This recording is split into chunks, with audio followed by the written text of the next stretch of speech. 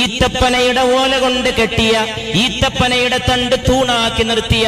മഴ പെയ്താൽ ഞങ്ങളുടെ മസ്ജിദ് ചോർന്നൊലിക്കുമായിരുന്നുവെന്ന് സഹാബത്ത് രേഖപ്പെടുത്തിയ മസ്ജിദിൽ ഇരുന്നു കൊണ്ട്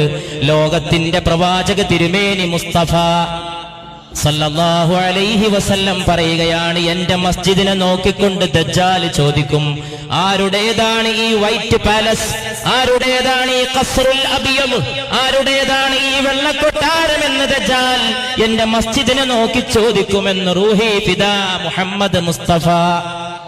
സല്ലല്ലാഹു അലൈഹി വസല്ലം.